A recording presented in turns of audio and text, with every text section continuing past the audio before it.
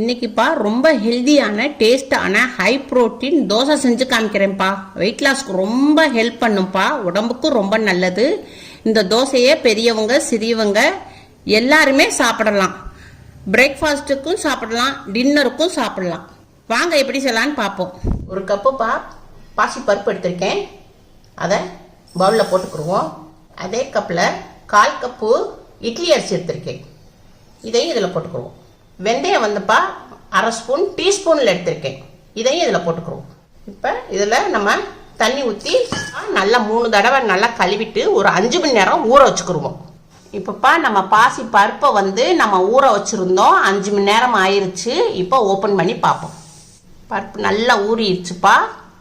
இப்போ இதை வந்து நம்ம வந்து மிக்சி ஜாரில் போட்டுக்குருவோம். நான் வந்து பாசி பருப்பை வந்து எல்லாத்தையும் இந்த ஜாரில் போட்டுக்கிட்டேன். நம்ம ஊற வச்ச தண்ணியே கொஞ்சம் நம்ம ஊற்றி அடித்து கொண்டுட்டு வரேன். கொஞ்சம் வச்சுக்கிருவோம், அப்புறம் பார்த்து ஊற்றிக்கிறேன். இப்போ மிக்சியில் அடித்து கொண்டு வந்திருக்கேன்ப்பா. இப்போ ஓப்பன் பண்ணி காமிக்கிறேன். இந்த அளவுக்கு அடிச்சிருக்கேன்ப்பா. தண்ணி நான் ஊற வச்சுருந்தேன்ல தண்ணி, அந்த தண்ணியில் கொஞ்சம் தண்ணி ஊற்றி அடிச்சிருக்கேன். கொஞ்சம் தண்ணி மீதி மிஞ்சிடுச்சு. நீங்கள் பார்த்து ஊற்றிக்கணும், தண்ணி ரொம்ப ஊற்றிடக்கூடாது. அதனால் நான் ஊற வச்ச தண்ணியிலே இந்த தண்ணி கொஞ்சம் மிச்சமாயிருக்கு. இப்போ இதை வந்து ஒரு பவுலில் மாற்றிக்கிடுவோம். கேஸ் ஆன் பண்ணியிருக்கேன். ஒரு சின்ன கடாய் வச்சுருக்கேன். கடாய் கொஞ்சம் சூடாகட்டும். ஒரு 1/2 ஸ்பூனு எண்ணெய் ஊற்றிக்கிடுவோம். எண்ணெய் கொஞ்சம் காஞ்சிருச்சு. கொஞ்சோண்டு கடுகு உளுந்தம்பருப்பு போட்டுக்கிடுவோம், பொரியட்டும். இப்போ கடுகு பொரிஞ்சிருச்சு. இப்போ கொஞ்சம் கருவேப்பிலை போட்டுக்கிடுவோம். இந்த அளவுக்கு நான் இஞ்சி எடுத்துருக்கேன்ப்பா. இதை வந்து நான் பொடிசாக நறுக்கிருக்கேன், இதையும் இதில் போட்டுக்குருவோம். இதை ஒரு லைட்டாக வதக்கிக்குவோம். கொஞ்சோண்டு பெருங்காயப்பொடி போட்டுக்குருவோம்ப்பா.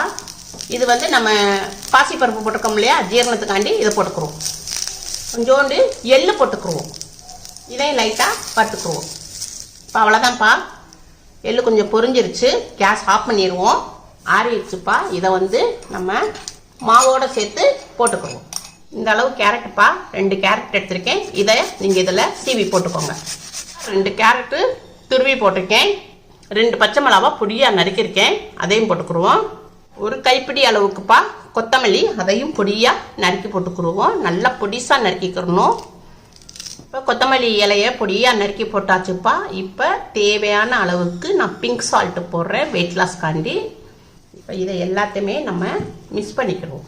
இதில் வந்து எலுமிச்சம்பழம் சாறு இருந்தால் ஒரு 1/2 எலுமிச்சம்பழம் சாறு புளிஞ்சுக்கோங்க. நான் வந்து அந்த புளிப்புக்காண்டி இந்த மாங்காய் இருக்கு இல்லையா, அதில் 1/4 பாகம் மட்டும் எடுத்திருக்கேன். 1/2 1/4 பாகம் எடுத்திருக்கேன். அதை நான் இதில் சீச்சு போட்டுக்கிறேன். ஒரு 1/4 மாங்காய் துருவி போட்டுட்டேன். அவ்வளோதான்ப்பா, மாவு ரெடி ஆயிடுச்சு. இப்போப்பா கேஸ் ஆன் பண்ணியிருக்கேன்.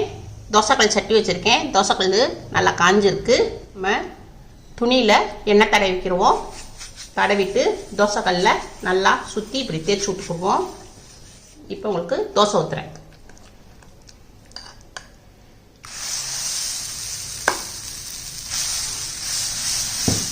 எவ்வளோக்கு எவ்வளோ பரப்பணுமோ அந்த அளவுக்கு பரப்பிக்கோங்க. பரப்பியாச்சு. இப்போ ஒரு 5 நிமிஷம் வேகட்டும். இப்போ மேலே ஃபுல்லாக கொஞ்சம் வெந்துருச்சுப்பா. இப்போ இதை வந்து நம்ம திருப்பி விட்டுக்குருவோம். இப்படி அடியில் கூடி மெதுவாக இப்படி எடுத்துக்கோங்க. நல்லா சூப்பராக வந்துருக்குப்பா. கீழே ஒரு 5 நிமிஷம் நல்லா வேகட்டும். கேஸ் அடுப்பை வந்து ஸ்லோவில் வச்சே வேக விடுவோம்ப்பா, அப்போ தான் உங்களுக்கு கருகாமல் வரும். இப்போப்பா கீழேயும் வந்திருக்கும். இதை எடுத்து ஒரு பிளேட்டில் எடுத்து மாற்றிக்குவோம். அவ்வளோதான்ப்பா, ஹை ப்ரோட்டீன் தோசை ரெடி ஆயிடுச்சு. ரொம்ப சாஃப்டாக இருக்குப்பா, ரொம்ப சாஃப்டாக இருக்குது, ரொம்ப டேஸ்ட்டாகவும் இருக்கும். நீங்கள் கட்டாயம் நீங்கள் சாப்பிட்டு பாருங்கள். அம்மா சாப்பிட்றேன், ரொம்ப டேஸ்ட்டாக இருக்குது, உடம்புக்கு ரொம்ப ஹெல்தியான தோசை. அதனால உங்கள் வீட்டில் கட்டாயம் செஞ்சு பாருங்கள். அம்மாவுக்கு லைக் பண்ணுங்கள், ஷேர் பண்ணுங்கள், சப்ஸ்கிரைப் பண்ணுங்கள்.